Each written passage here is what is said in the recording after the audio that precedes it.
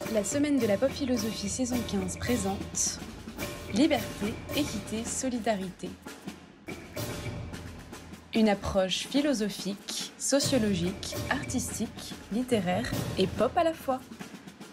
Du libre arbitre à l'éloge de l'inégalité, de la liberté du saumon au nouveau visage de la censure.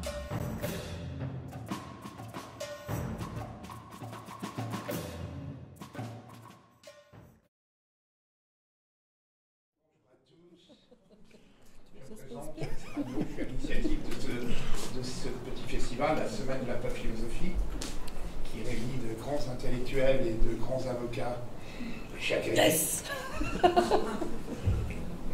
Bon, je remercie aussi le FRAC qui joue le jeu, et qui nous accompagne depuis de nombreuses années, et même sur des questions qui sont délicates. Quand j'ai été amené à penser cette journée, je me demandais comment on l'appelait, la semaine,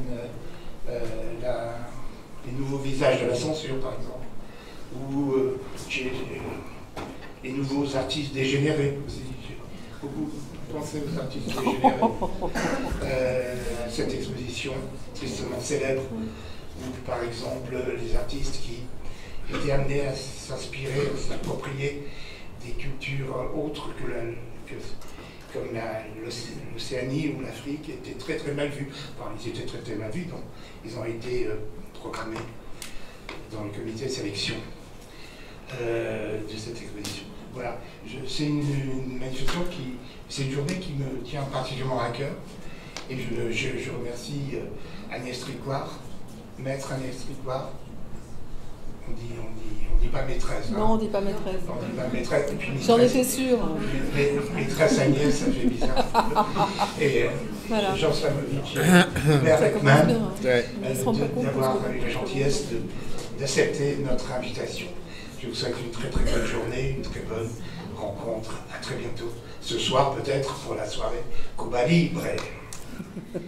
Merci Jacques Serrano, merci le FRAC de nous accueillir en effet dans ces murs sur une réflexion qui prend tout naturellement place dans cet espace de création et de soutien à la création.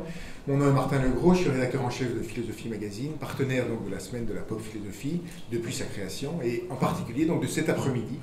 Il n'est pas étonnant, l'a dit Jacques Serrano, dans cette semaine de la pop philosophie que nous consacrer au thème liberté, équité, solidarité, qu'une journée soit consacrée à l'art, à la liberté de la création dans l'art.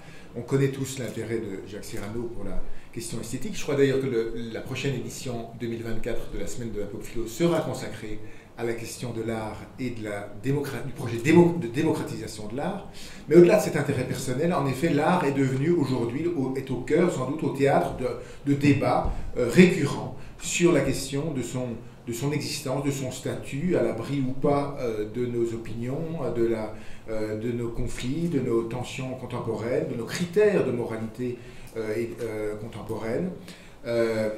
Les artistes sont pris à partie, les œuvres de cinéastes accusés parfois d'agression sexuelle et leurs œuvres cancellées, d'œuvres accusées de reconduire des clichés racistes ou sexistes, d'offenser certaines communautés dont on s'approprierait leur histoire, mais tout aussi bien des demandes de censure venant d'autres bords contre des artistes accusés de légitimer le racisme, l'antisémitisme ou de porter atteinte à l'ordre public ou aux bonnes mœurs. Cet après-midi sera donc consacré à aborder à partir de cas un peu concrets, parce que rien de tel que de partir de cas concrets plutôt que de disserter de manière générale sur les nouvelles menaces qui planeraient sur nous. Donc à partir de cas concrets, nous allons aborder les enjeux philosophiques soulevés par ce débat sur les nouvelles formes de censure qui pèsent sur la création. Avant de nous entretenir un peu plus tard avec Hubert Ekman, professeur de lettres, et le linguiste Jean Slamovitch, ici présent, sur la cancel culture, nous sommes donc très heureux d'accueillir en ouverture de cet après-midi Agnès Tricoire pour un propos sur l'œuvre face à ses censeurs. Vous êtes Agnès Tricoire, avocate, spécialiste en droit de la propriété intellectuelle. Vous avez fait, vous me le disiez à l'instant, une thèse en philosophie et en droit sur la question de l'œuvre, de sa définition philosophique et juridique, qui sont des définitions distinctes, vous en direz peut-être un mot. Mais vous avez également participé à la création de l'Observatoire de la liberté de la création, un organisme rattaché, je crois, à la Ligue des droits de l'homme, qui un espace de création, de partage d'expériences, de débat, de défense aussi des artistes face aux nombreux contentieux de censure auxquels ils sont exposés. Les demandes de censure, d'annulation, de déprogrammation se sont diversifiées. Elles ne viennent pas seulement d'ailleurs de l'extrême gauche, elles viennent aussi de l'extrême droite ou de la droite réactionnaire, elles viennent aussi, on l'a dit, de la gauche. Et vous nous expliquerez donc à la fois quelle est l'ambition de cet observatoire et aussi dans les éléments, les cas que vous faites remonter dans ce volume, l'œuvre face à ses censeurs, publié donc à la Seine en 2002, sur l'ensemble des cas de censure que vous avez été en tant qu'avocate ou en tant que membre de cet observatoire attaché à traiter. Nous ferez donc un exposé pendant une trentaine de minutes, après quoi je me permettrai de vous poser quelques-unes de questions et vous aurez la possibilité à votre tour, cher public, de poser vos questions et vos remarques à Agnès Tricouart. Merci Agnès Tricouart, je vous laisse la parole. Merci beaucoup, cher Martin Legros. Je vais vous raconter d'abord rapidement l'histoire de l'Observatoire. Ça vient d'interrogations de moi en tant qu'avocate ayant défendu des artistes censurés, notamment dans le Sud, à la suite de reprises en main de certaines municipalités par l'extrême droite, et pas seulement, aussi de ce qui s'est passé à Carpentras pour Jean-Marc Bustamante, qui a vu son exposition annulée à la suite d'un changement municipal, parce qu'il était jugé indigne qu'il expose un camion de semi-remorque recouvert de copeaux de bois en hommage, en évocation à la profanation des tombes du carré juif de Carpentras dans une chapelle désaffectée du culte depuis 1936. Ça a été le premier cas que j'ai défendu, que j'ai gagné devant le tribunal administratif de Marseille contre la commune de Carpentras. Et je voyais que ces cas se multipliaient. Henri Leclerc avait défendu l'auteur de La Fontaine bulldozérisée.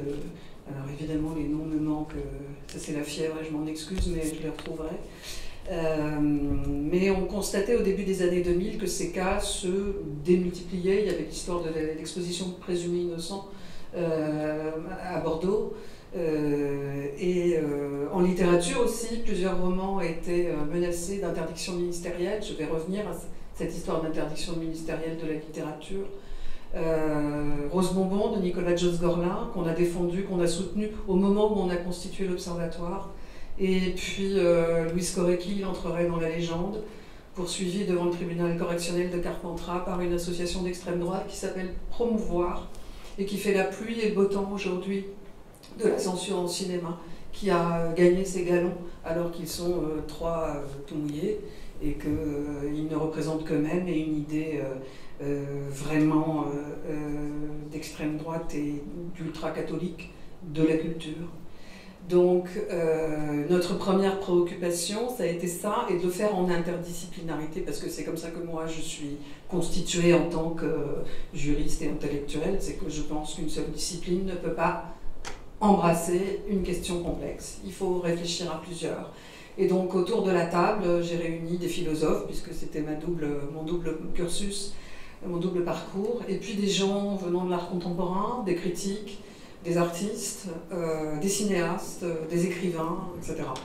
Et donc on a monté l'Observatoire qui réunit aujourd'hui 15 organisations qui représentent tous les genres culturels sauf la danse, qui manifestement n'a pas de problème de censure, donc ils ne sont pas encore là, mais ça me saurait tarder.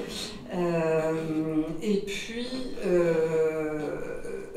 il y a un certain nombre de personnalités qui sont là pour leur savoir spécifique sur les questions qu'on travaille, soit en tant que personne qui a vécu des choses qui relèvent de la censure, soit plutôt en tant que personne qui participe de près ou de loin à ces processus. Et notamment, par exemple, il y a une productrice qui siège à la commission de classification des films, qui délivre des visas pour les films qui sortent en salle de cinéma. Vous savez qu'en France, aucun film ne peut sortir sans une autorisation administrative qui s'appelle un visa, qui est délivré par la ministre de la Culture, après avis éventuellement de la commission de classification des films quand le film pose problème. Alors qu'est-ce qu'on a fait la première année? On a mis 1 an à écrire une page.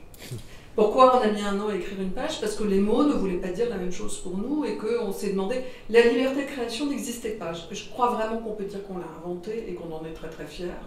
On l'a inventée au sens où elle n'était pas du tout différenciée de... la liberté de création, elle s'entend dans le grand ensemble de la liberté d'expression, qui est protégée par la Déclaration des droits de l'homme de 1789 et par la Déclaration universelle des droits de l'homme, et notamment l'article 10.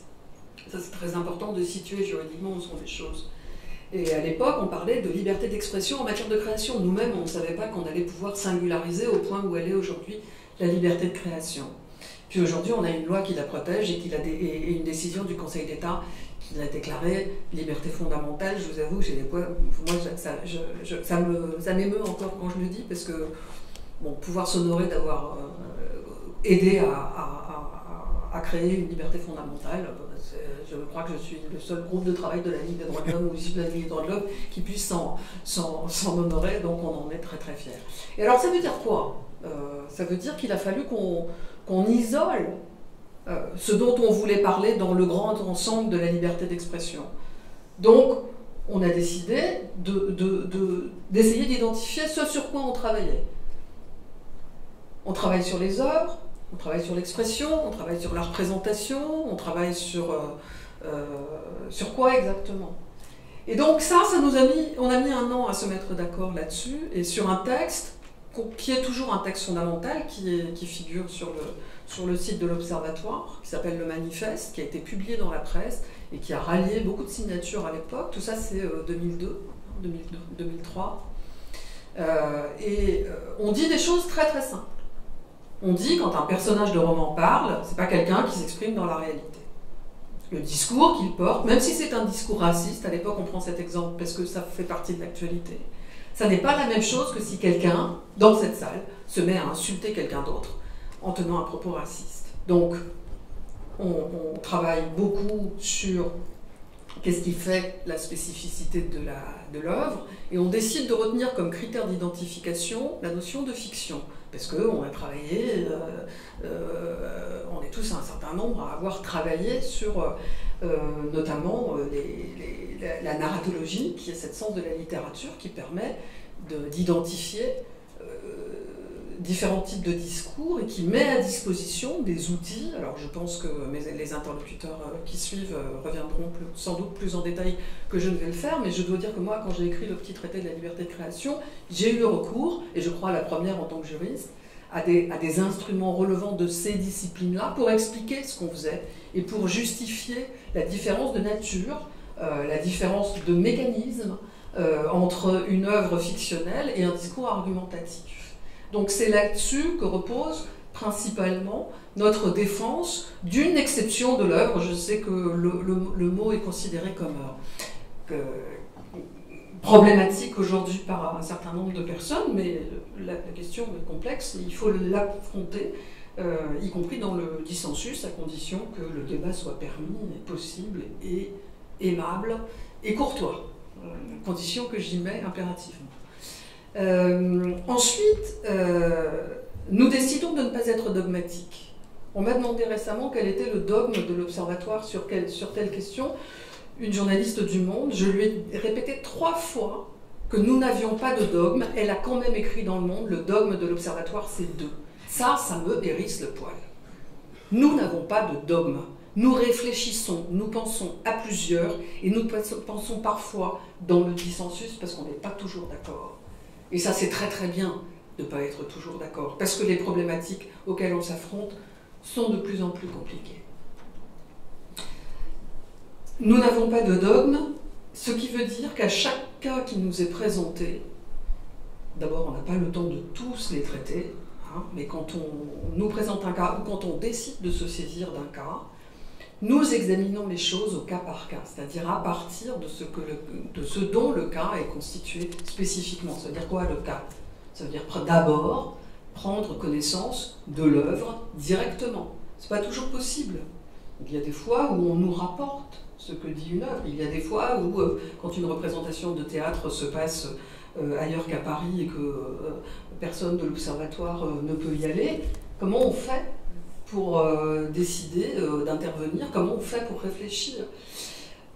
J'ai beaucoup écrit dans les journaux juridiques pour demander aux juges de ne jamais juger les œuvres sans en avoir pris connaissance dans leur intégralité, dans leur autonomie, dans leur fonctionnement. Comment est-ce que nous, à plusieurs, nous pourrions prendre des positions ou refuser d'ailleurs d'en prendre si nous n'avons pas accès aux œuvres directement dans leur intégralité et dans leur intégrité. Donc ça, pour nous, c'est une règle absolue.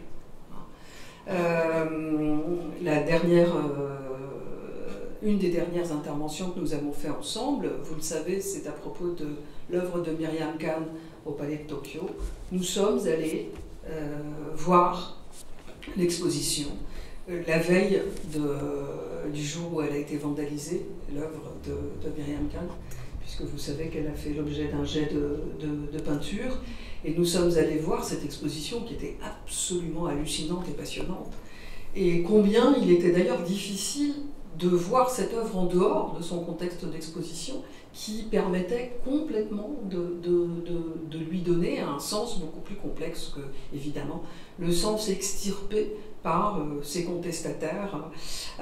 Alors, il y a un autre sujet sur lequel j'ai beaucoup travaillé, c'est qu'est-ce que ça veut dire que l'œuvre dit ça ?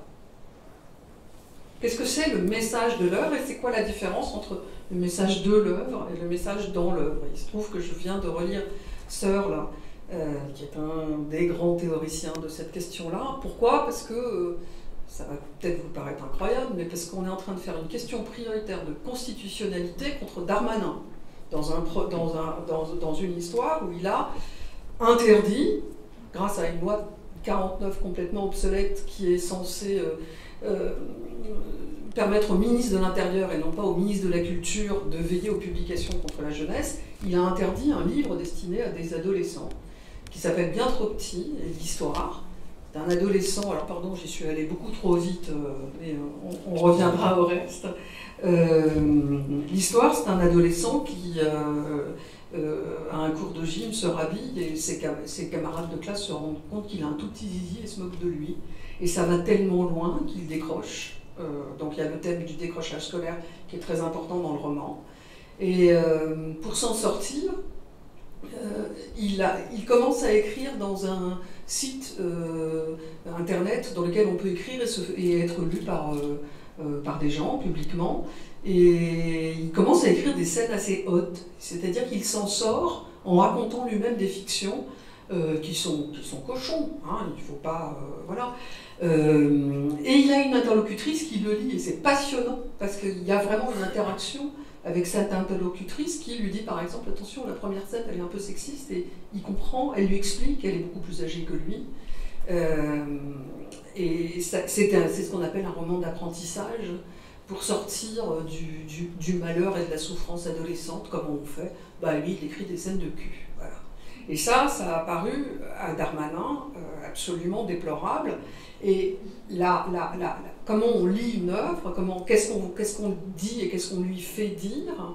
Eh bien, dans l'arrêté d'interdiction, Darmanin cite les pages des scènes qui reviennent à 5 ou 6 reprises dans le roman, mais intercalées par toute l'histoire. Il cite les pages, il dit que ce sont des pages pornographiques. Point.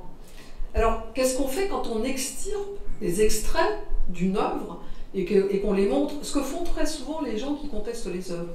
Qu'est-ce qu'on fait quand on fait ça? Qu'est-ce qu'on fait à l'œuvre? Qu'est-ce qu'on fait de l'œuvre quand on en cite des extraits pour dire ça ne va pas, ça doit être condamné, vous voyez monsieur le juge, ça c'est pas bien, ou madame le juge c'est pas bien, il faut...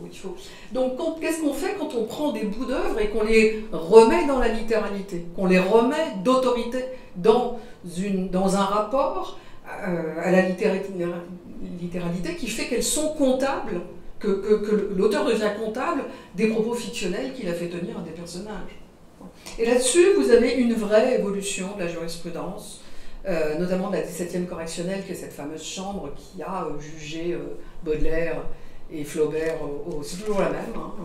Ça ne se passe plus au même endroit parce que malheureusement le palais de justice a déménagé, mais il y a une chambre qui est la chambre spécialisée en droit de la presse, ça en dit beaucoup, hein, que ce soit la chambre spécialisée en droit de la presse qui juge de la littérature et de la littérature fictionnelle, mais ils ont appris Et ils ont appris avec nous parce qu'on a beaucoup écrit et que moi j'ai fait le passeur entre ce que développait l'Observatoire et la littérature juridique. Donc j'ai écrit dans les revues juridiques pour dire aux juges attention à ce que vous faites.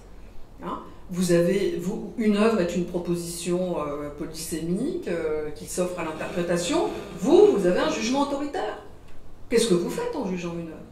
Réfléchissez à ce que vous faites. Et je l'ai fait aussi en allant voir les magistrats dans le cadre de leur formation permanente, etc., pour essayer de les alerter sur cette difficulté. Bon. Et voilà, c'est un peu ce que j'ai fait ces 20 dernières années, c'est ça. Et par ailleurs, effectivement, on a plutôt conçu l'Observatoire, alors pas au départ pour lutter contre l'extrême droite directement, bien qu'évidemment c'était dans le collimateur, mais c'était pas eux qui étaient aux premières lignes de toutes ces affaires dont je vous ai parlé au début, c'est plutôt la droite chiracienne Bontin, qui était représentée par des associations comme La Mouette, qui avait déposé une plainte contre l'exposition présumée innocent à Bordeaux, alors que son boulot c'est de s'occuper de rechercher les enfants disparus. Donc elle n'a aucun lien avec l'art. Et elle a un rapport complètement instrumentalisant avec les œuvres qu'elle est allée voir dans le cadre de l'exposition. C'est pareil, je veux dire, que ce soit un objet littéraire, que ce soit un objet pictural, ou une œuvre audiovisuelle, etc. La question, c'est la plainte de La Mouette, il faut que vous la lisiez, c'est un morceau d'anthologie, elle est reproduite dans l'œuvre Face à ses censeurs, qu'on a publié en 2020. Ah, 20 20, ah, pardon. Pas 2, puis 1. C'est tout récent et ça retrace 20 ans de l'Observatoire, justement, 20 ans de travail de l'Observatoire. Et donc, on a publié tous les documents qui permettent de tout comprendre il y a notre commentaire d'un côté, mais il y a les documents de l'autre. Donc c'est une mine sur l'histoire de la censure de ces 20 dernières années. Et vous lisez la plainte de La Mouette, c'est juste à hurler de rire, quoi. Et ce qui est fou, c'est qu'il y a un doyen des juges d'instruction à Bordeaux qui pense que, ouais, c'est vrai, par exemple, je donne toujours un exemple qui me fait moyennement rire depuis qu'il est mort, Boltanski, dans le catalogue de l'exposition, dit, à propos d'une photographie qui s'appelle Les enfants de Berlin, je l'ai photographiée comme si je les mitraillais. Cette phrase est prise littéralement par l'association de La Mouette, qui accuse Boltanski de vouloir tuer les enfants. Vous voyez à quel niveau on est quand même, d'incompréhension de ce que c'est qu'un propos ayant un rapport avec l'art. Et je suis très inquiète parce qu'aujourd'hui, alors donc, il a fini par y avoir un non-lieu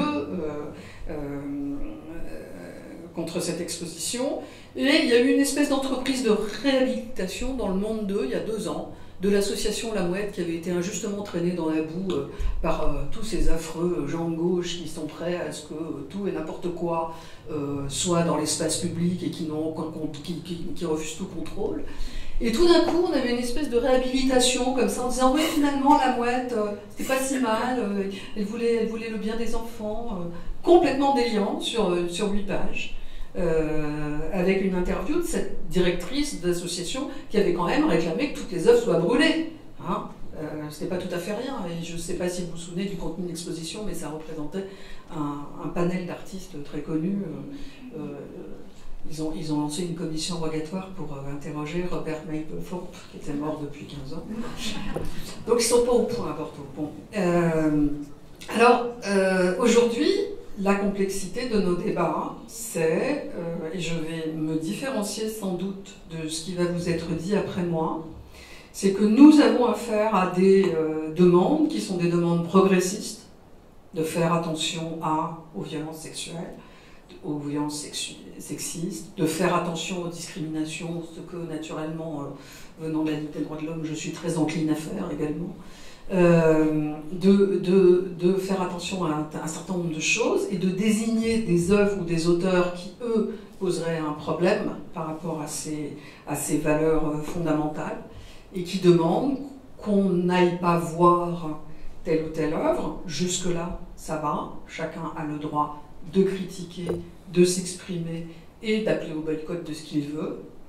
Là où ça devient un problème et là où nous allons nous trouver en face, y compris dans le conflit entre gens partageant des idéaux communs, qui sont des idéaux qui relèvent, pour aller vite, de l'ensemble de ceux qui sont protégés par la déclaration de 89 et la déclaration européenne, donc un idéal. Bon, on peut aussi reprendre le motto liberté, égalité, fraternité, enfin dans cet ordre-là des choses.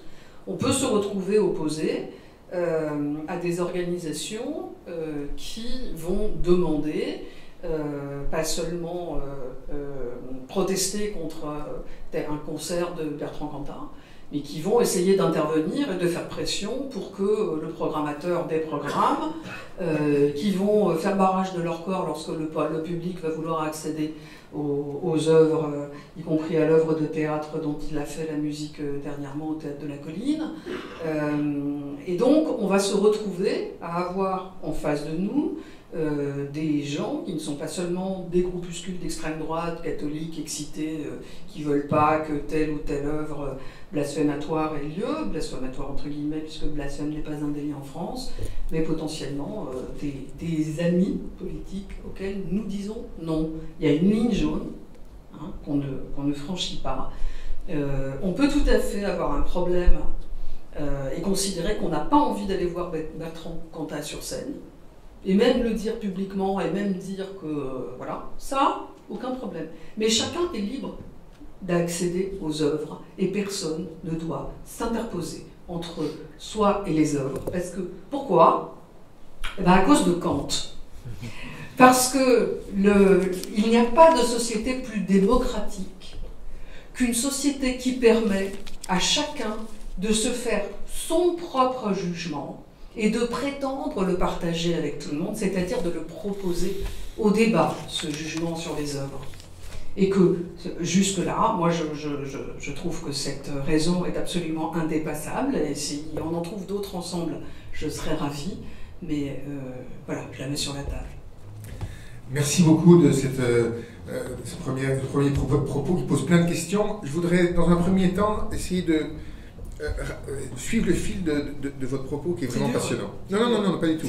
Vous avez commencé par dire, et je voudrais juste des petites précisions, que votre intervention, dont vous êtes fier, a consisté à apporter un nouveau concept juridique et sans doute philosophique, c'est cette notion de liberté de la création expressément distinguée de liberté de l'expression.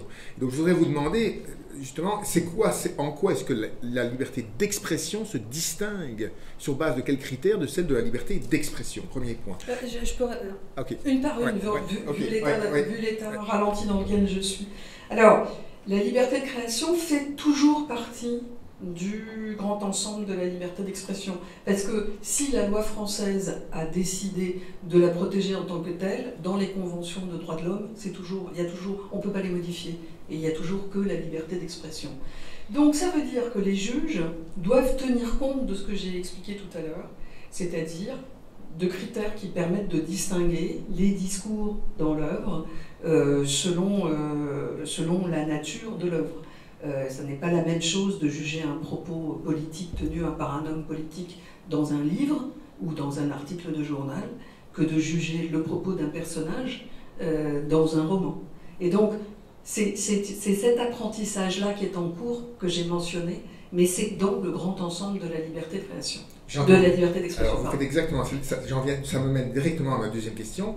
Si le critère de la liberté de création par rapport à la liberté d'expression, c'est le fait que dans la création, l'œuvre contient une distance entre l'auteur et le matériel, les paroles, les images qui sont données à voir dans l'œuvre. Donc il y a une distance, à la différence d'un discours de Darmanin, où il n'y a pas de distance entre l'auteur et ce qu'il dit. Entre l'auteur de Lolita et Nabokov, il y a une distance. Ok, disons que ce soit le critère. Mais est-ce qu'il n'y a pas des œuvres où cette distance n'est pas évidente, voire problématique? Je prends un exemple très, très concret.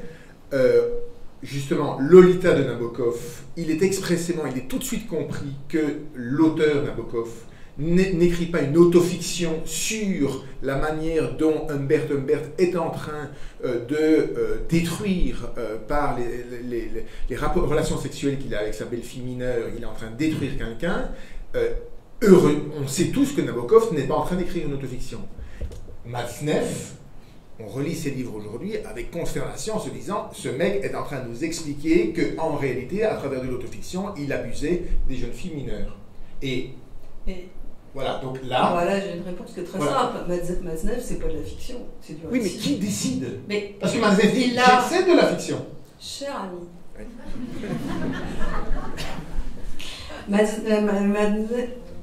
J'ai du mal là. Matzneff n'a jamais prétendu qu'il racontait des histoires. Au contraire, il s'est toujours vanté de raconter la réalité. Donc, c'est un peu... la fiction, ça n'est pas un cache-sexe. Ça m'est arrivé pour dire les choses très clairement. Quand je disais tout à l'heure qu'on n'est pas dogmatique, ça m'est arrivé de plaider contre des choses qui se présentaient comme des fictions. 2 fois, contre Dieudonné. Hein, alors que vous avez été contre l'interdiction de ce spectacle. Absolument, mais parce que pour des raisons différentes que je peux expliquer. Mais restons... Alors, j'ai plaidé contre... enfin, pas 2 fois contre Dieudonné, parce que la 2e fois, c'est plus compliqué. Je vais expliquer. La première fois, c'est quand il fait un spectacle au Zénith, en décembre, il y a une quinzaine d'années, et il fait venir Forisson sur scène. Et il fait remettre à Forisson le prix de l'infréquentabilité par son espèce de sbire qu'il suit partout, qu'il déguise en déporté, avec une étoile jaune sur le pyjama à rayures. Et le prix de l'infréquentabilité, c'est un chandelier avec des pommes plantées dessus. Quand il fait ça, j'ai plaidé pour la Ligue des droits de l'homme contre Dieudonné pour le faire condamner. Et lui disait, c'est un spectacle, c'est de la fiction, liberté de création, etc. J'ai démontré qu'en fait, cette mise en scène était destinée, je vous la fais très courte, était destinée à faire passer la Shoah pour une fiction. Et que c'était un truc complètement pervers, dont il a l'habitude, qui est de renverser complètement les choses pour montrer, pour tenir un propos politique, et qu'évidemment, Forisson sur scène, tout le monde savait les théories de Forisson, tout le monde savait qu'il avait été condamné, donc il y avait une complicité avec le public qui n'avait pas besoin d'être dite, qui suffisait d'être montrée. Voilà. J'ai plaidé contre Valeurs Actuelles, avec le roman feuilleton sur Daniel Obono, quand elle est montrée comme esclave. Là encore, Valeurs Actuelles se présente comme auteur d'un roman fiction, et ce sont des dessins, c'est pas la réalité, etc. Sauf que je démontre en plaidant que ce qui est visé là, dans cet exercice-là, c'est la vraie Daniel Obono pour la ridiculiser aux yeux et aux vues et aux su de tout le monde, pour montrer qu'en réalité, sous tous ces propos politiques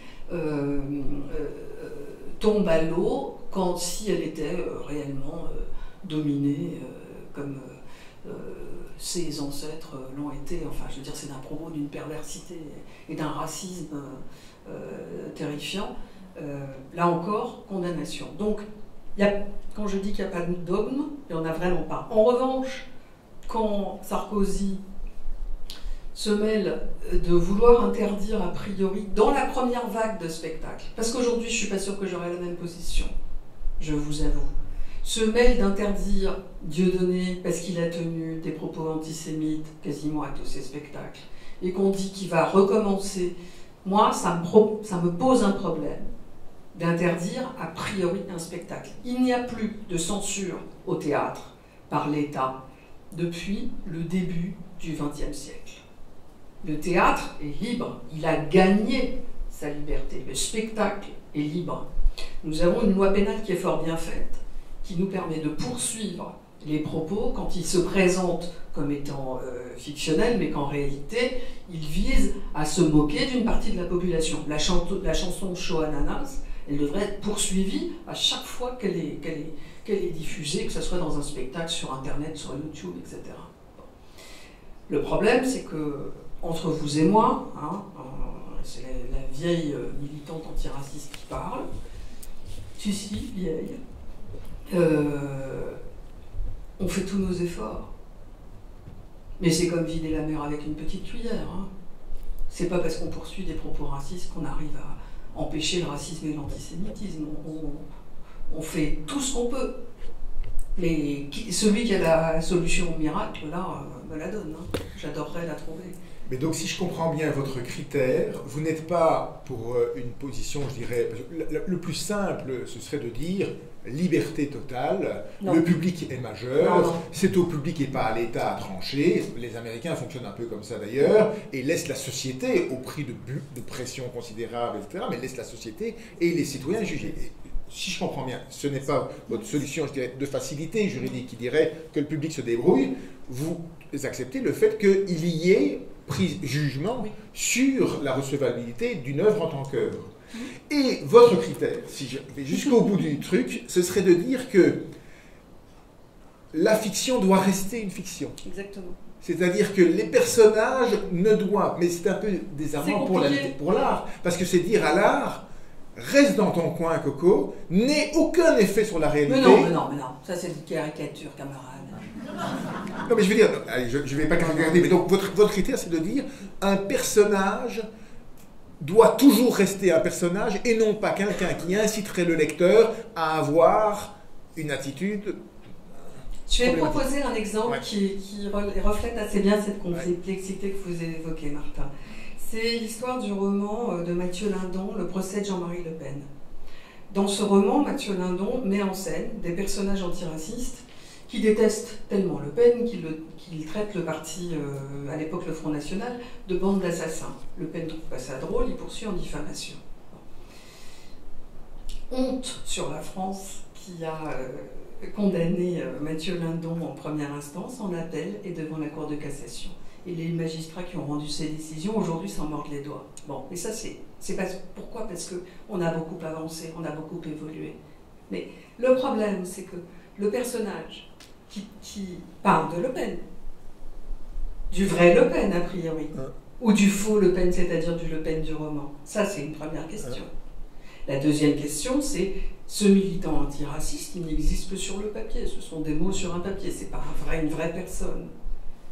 Mais le Front National existe. Ben oui, Françoise, le Front National existe. Donc, Mathieu Lindon, il joue exprès sur une frontière qui est celle de l'indécidabilité, hein, et en même temps, ça reste un personnage qui tient un propos. C'est pas lui qui écrit un article dans Libé en disant « Le Front National, c'est une bande d'assassins ». Et on ne le lit pas de la même façon. Il faut que je me pousse? Non, on ne le lit pas de la même façon. Donc, c'est ce qui est important de comprendre, c'est que nos positions de récepteurs varient selon les objets auxquels on a affaire. Quand on est en face, et là-dessus, c'est très très important de lire la philosophie, de lire la narratologie, c'est que ça nous permet de comprendre qu'on a différents registres d'attention, d'émotion, d'intelligence, de mélange des deux, etc., qui font qu'on ne comprend pas les choses de la même façon et qu'on ne les absorbe pas de la même façon et qu'on ne les croit pas de la même façon. Donc il y a enfin, j'ai beaucoup travaillé sur la question de la crédulité, puisqu'on accuse les œuvres d'être dangereuses. Alors si les œuvres sont dangereuses, c'est qu'on est vraiment tous des grands enfants qui croyons tout ce qu'on nous raconte au travers de la fiction. Donc qu'est-ce que ça veut dire que cette histoire de dangerosité des œuvres? Et pourquoi il y a encore aujourd'hui une croyance que les œuvres d'art ou les œuvres audiovisuelles sont plus... Alors pas les œuvres d'art, parce que tout le monde, en fait, tout le monde s'en fout des œuvres d'art, à part 2 ou 3 hystériques à l'extrême droite. Les œuvres d'art contemporain, à peu près tout le monde s'en fout. Mais, alors le cinéma, hein, on continue. Il y a une commission de classification des films qui est sous l'égide de la ministre de la Culture, et il y a des gens qui regardent tous les films en se disant « Attention, qu'est-ce que ça va pouvoir faire de mal éventuellement aux enfants et aux adolescents ?» Et quand on apprend qu'il y a une commission auprès du ministre de l'Intérieur qui lit les bouquins destinés aux ados et aux mineurs de façon générale, mais par répercussion, parce que la loi est ainsi faite, tout livre susceptible de tomber dans les mains d'un mineur, c'est-à-dire toute la littérature, et qu'on est encore dans un régime où il y a une possibilité d'interdiction préalable, on a l'impression d'être au 19e, et encore dans sa partie la pire. Donc, on a un problème, c'est qu'on ne mesure pas à quel point la censure en France est extrêmement forte, et que si ce régime tombe dans de mauvaises mains, on va à la catastrophe généralisée. Moi, vraiment, je voudrais qu'on prenne aujourd'hui conscience que, à force de laisser des lois obsolètes dans les mains... Le dernier ministre de l'Intérieur qui avait essayé d'interdire un roman, c'était Sarkozy. C'est cassé le nez parce qu'on est monté au filet et que tout le monde a crié au scandale. Cette fois-ci, Darmanin le fait. Et ça fait quoi? Rien. À part des prises de position dans un journal et quelques échos. Ça fait quoi? Qui l'a contesté? Qui a dit c'est pas possible, etc. Rien. Donc, nous savons que nous sommes dans une période de recul des libertés publiques extrêmement dangereuse et problématique, et je trouve que la question de la censure est tout à fait symptomatique. Aujourd'hui, Darmanin peut se permettre d'aller censurer un livre qui ne pose en réalité aucun problème. Tout ça pour faire le contrepoint de la ministre de la Culture qui, elle, a pris la défense de Myriam Kam au Palais de Tokyo, ce qui ne plaisait pas à l'extrême droite, et on sait très bien qu'on est dans un jeu de domino très intense, en préparation des prochaines élections. Donc, ça ne va pas. Ça ne va pas. Il faut tous qu'on en ait conscience. Je me rassois, je me calme. J'adore, je suis dans une famille d'avocats et à un moment donné, les avocats doivent se lever. Ils ont l'impression d'être dans un prétoire et de défendre une cause. Voilà. Mais c'était très convaincant. Merci beaucoup. Agnès, juste une toute petite chose peut-être à l'avocate, technicienne. C'est quoi la différence entre la condamnation d'un auteur et l'interdiction de son œuvre? Parce que j'ai cru comprendre en vous lisant que c'était un levier qui était... C'est deux choses différentes. Ouais. L'interdiction, c'est une interdiction préalable qui est prononcée par l'administration. Alors normalement, elle est préalable au cinéma, elle n'est pas préalable avec la littérature parce qu'elle peut tomber jusqu'à un an après la publication du livre. Une condamnation, c'est prononcé par un tribunal une fois que l'œuvre est sortie, parce que l'œuvre est accusée de violer la loi de telle et telle manière. Mais on peut maintenir une œuvre dans l'espace public tout en condamnant son auteur. Mais alors, vous parliez tout à l'heure d'autofiction. Tous les bouquins récents d'autofiction qui ont été condamnés parce qu'ils portaient atteinte à DSK, parce que Francesca, comment elle s'appelle, Machinette était allée coucher avec lui pour écrire un bouquin et raconter ses performances sexuelles, comment elle s'appelle, Marcella Yacoub. Tous ces livres ont été condamnés à des dommages et intérêts, mais ils sont toujours en vente libre. Donc il y a une histoire totalement hypocrite du rapport judiciaire aux œuvres aussi. Très bien. Alors, à vous de vos questions, vos interrogations. On a une dizaine de minutes. Je suis sûr que vous avez beaucoup de questions, de remarques. Il y a un micro qui, normalement, se balade. On vous la porte. Vous voulez que c'est moi qui apporte le micro? Non, c'est bon. C'est fait. Il y a un micro derrière Françoise. On vous écoute. Voilà, monsieur. C'était où? J'ai vu, voilà. Oui,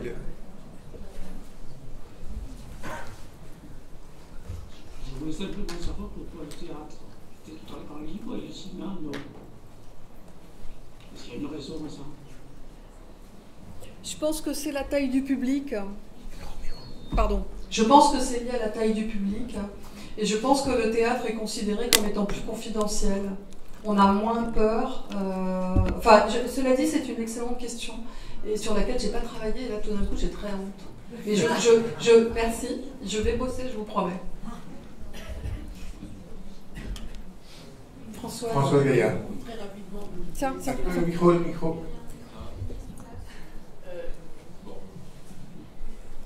L'exemple de Nabokov et de Baznev est en fait extrêmement intéressant. Et je sais que tout votre travail aussi a porté, vous avez beaucoup travaillé sur ce faiseur de narratologie, justement, vous distinguer ce qui était de propos du personnage, où on ne pouvait pas attribuer si simplement à l'auteur. D'ailleurs, ça fera la jonction avec les propos tenus tout à l'heure, parce que dans la cancel culture, on condamne aussi les propos tenus par les personnages. Bon, donc, je suis d'accord qu'il faut absolument faire le départ entre ce qui est de l'ordre du personnage, de la fiction et de l'auteur. Alors, le problème, c'est le problème Baznev, car Nabokov, c'est une fiction, un roman. Masnev, c'est pas si sûr. C'est à la fois un journal, mais de l'autofiction, reconnu comme tel, puisqu'il était subventionné par le Centre national du livre, par le CNL, parce qu'il entrait dans la collection blanche de Gallimard, comme ce qui était un récit. Hein. Et donc, à partir de là, on est dans une espèce d'ambiguïté et d'ambivalence absolument terrible. Donc, c'est pas toujours simple de faire le départ entre les deux. Et dernier point, et ça c'est pour la bonne bouche, tu évoquais le cas évidemment Flaubert-Baudelaire qui ont été condamnés la même année. D'ailleurs, la condamnation portant sur les fleurs du mal n'a été levée que extraordinairement tardivement. 24. Hein? En 24. En 24. 24 du XXe siècle. Non, ce qui a été reproché, et ça pose un problème par rapport à cette distinction à Flaubert, c'est qu'il n'y ait pas des scènes scandaleuses. On voit pas de baise, on imagine, mais on voit rien, il n'y a rien de scandaleux. Mais ce qui était pire que ça, c'est que par l'énonciation elle-même, il n'y avait pas de prise de position sur les valeurs du bien et du mal. Il y avait une totale ambiguïté. Les romans du 19e montaient des choses beaucoup plus choquantes. Mais à la fin, le bien triomphait. On savait que donc c'était le moral. Et dans Madame Bovary, c'est l'ambivalence. Donc finalement, c'est quelque chose qui n'est plus lié au personnage ou à des scènes, etc. C'est à une attitude qui était celle de Flaubert, de laisser le jugement libre. Et pendant. Et c'était inadmissible. Donc si je comprends bien, c'est l'idée que l'artiste contribue à rendre floue une distinction que le droit doit maintenir. Absolument. Il aurait fallu qu'à la fin, il y ait une espèce de condamnation plus claire par le roman. Non, mais le lecteur n'apprécie rien tant que de ne pas savoir. Exactement. Tandis que le juge doit savoir. Et c'est ça qui a été condamné. Agnès Tricot. Bon, c'est pas vraiment des questions. Je suis d'accord avec Françoise. Oui, c'est tout à fait.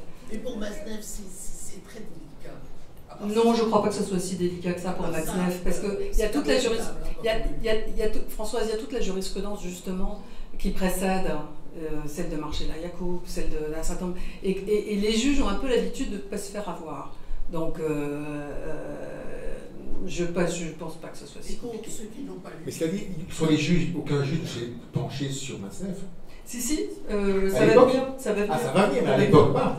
Non, mais attendez. Non, à l'époque pas. Non, mais ça, c'est aussi. Je veux dire, il faut entendre le discours des femmes quand elles disent que les milieux s'autorisent à ne pas remettre en question des comportements extrêmement problématiques pendant des décennies. Il y a le cas Masnev, il y a le cas Claude Lévesque, sur lequel on a beaucoup réfléchi. C'est quand même. Quand on interroge des gens du milieu de l'art contemporain, tout le monde savait que Claude Lévesque, qui était par ailleurs un garçon charmant, se pointait dans toutes les expositions dans lesquelles il était invité avec des gamins mineurs. Et personne ne se posait la question. Il faut quand même pas déconner, je veux dire. Et donc, que les milieux soient remis en cause par des gens qui leur disent « Mais comment avez-vous pu tolérer ça pendant des décennies ?» Vous êtes collectivement responsables d'avoir accepté ce genre d'exactions et de les avoir couvertes. Alors après, c'est très compliqué, parce que quand vous entendez les gens qui invitaient l'évêque, vous invitez l'évêque, qui est un grand artiste, à une exposition, vous le voyez se pointer avec un gamin, il dit que c'est son petit cousin, et vous allez le dénoncer aux flics. C'est très compliqué. Tout le monde est dans une position. Mais si personne ne se pose la bonne. S'il n'y a aucune étincelle nulle part, c'est un système qui se reproduit, qui se reproduit et qui se reproduit. Oui, Jacques Serrano. Et qu'est-ce que tu penses des structures, des musées qui ne le programment plus? Qu'est-ce que je pense des structures qui ne le programment plus? Qu'est-ce que j'en pense? D'abord, alors, je vais plutôt répondre à qu'est-ce que tu penses des structures qui ont enlevé ces œuvres, des expositions, de l'espace public, pas partout d'ailleurs. Alors, ce qui est très intéressant, c'est qu'il y a eu des tas de réponses très différentes. Il y a des gens qui ont retiré ces œuvres, notamment l'abbaye de Fontevraud, qui avait une œuvre magnifique, elle est plus visible. Mais il y a des municipalités qui ont organisé des débats citoyens autour de est-ce qu'il faut enlever l'œuvre de Claude Lévesque ou pas. Et ça, je trouve ça très très bien d'organiser la discussion. Je trouve que ces questions ne sont pas simples. J'aurais tendance à dire que quand une œuvre n'a aucun rapport représentationnel avec les faits dont il s'agit, il ne devrait pas y avoir de problème. Il n'empêche qu'aujourd'hui, on a beaucoup augmenté les seuils de sensibilité des gens qui font que quand ils savent, ça les dégoûte et qu'il faut tenir compte de ça. Hein, ça fait partie du paysage politique et il faut organiser la discussion. La question de l'inversion de la tolérance, moi je vais lancer le débat de façon un peu polémique avec vous. Je ne suis pas du tout d'accord pour qu'on utilise le terme de cancel culture à propos de tout ça. On a aujourd'hui des revendications qui relèvent non pas d'une demande à prendre de façon négative, mais moi qui aimerais bien concilier tous ces intérêts que je défends, que j'essaye de défendre tous à la fois, j'aimerais bien qu'on arrête de les opposer, j'aimerais bien qu'on arrête d'agiter. On a suffisamment d'ennemis comme ça. Hein. Je pense qu'on voit à peu près où ils sont, comment ils peuvent arriver. Je voudrais bien qu'on arrive à... Et c'est très difficile. Aujourd'hui, ça fait 20 ans que j'essaye d'organiser des débats avec des gens qui s'opposent à des œuvres. Je n'y arrive pas. Les gens ne veulent pas débattre entre eux. Nous, on y arrive à l'intérieur de l'Observatoire. On y arrive dans nos organisations différentes. Il y en a qui sont là, je les salue. Mais c'est très difficile de faire un débat public avec des gens qui sont des opposants à une œuvre. Je me souviens de sortir du plateau de BFM avec la fille qui dirigeait Oser le féminisme, qui voulait que Quentin ne chante pas, ne tourne pas. Et on s'est opposé, et en sortant, elle m'a dit qu'en gros, qu'elle était membre de la Ligue des droits de l'homme et qu'elle allait démissionner, et qu'elle était très étonnée que j'ai des positions comme les miennes et que je n'honorais pas les droits de l'homme. C'est-à-dire qu'on en est à l'anathème, on en est à tu ne devrais pas penser ce que tu penses. C'est très difficile de partager dans ces conditions-là. C'est très difficile d'échanger paisiblement. L'idéal kantien de l'échange démocratique est très loin. Mais il faut qu'on y revienne. C'est pas parce qu'il est loin qu'il ne faut pas qu'on y revienne. Aujourd'hui, tout part en sucette, on est d'accord? Le monde dans lequel on vit est très compliqué. Mais il faut qu'on arrive à débattre. On va prendre deux dernières questions. On va prendre les deux questions à la suite et on y répondra à la suite, comme ça. Si j'y arrive, tu vas m'aider. Est-ce qu'il existe un droit européen en la matière et qu'est-ce qu'il apporte de plus ou de mieux par rapport au droit français? Okay. Un droit européen. Un droit européen de quoi? De la liberté de création. Intellectuelle. De la propriété intellectuelle ou de la liberté de création? C'est pas Les pareil? deux. Les deux, carrément. Okay. Voilà. Et la deuxième question. Ah, ils sont durs, hein. Ouais, vous avez dit qu'il n'y a pas de livres qui ont été interdits, mais je regrette, Suicide, mode d'emploi a été interdit complètement et de suite d'autres. Mais j'ai jamais dit qu'aucun livre avait été interdit, oui, hein. Vous avez dit que ça prend du temps, bon ça va, c'est pas grave. Après, vous avez le théâtre aussi. Le théâtre, bon, il subit l'attentat à la pudeur. Bien sûr, les théâtres porno, ça n'existe plus comme si les théâtres. Après, je vous pose la question, si le peuple ne joue pas, quel est ceux qui jouent le plus, le peuple ou les politiques? VGE, Giscard d'Estaing voulait tout interdire, eh bien, il voulait tout légaliser, il parlait de Rimbaud, tout ça, alors que c'est le peuple qui l'a empêché, voilà. Très bien, c'était plutôt une remarque. Peut-être une réponse sur le droit européen. Alors, le droit européen, c'est les décisions de la Cour en matière de censure, en matière de liberté de création et d'expression.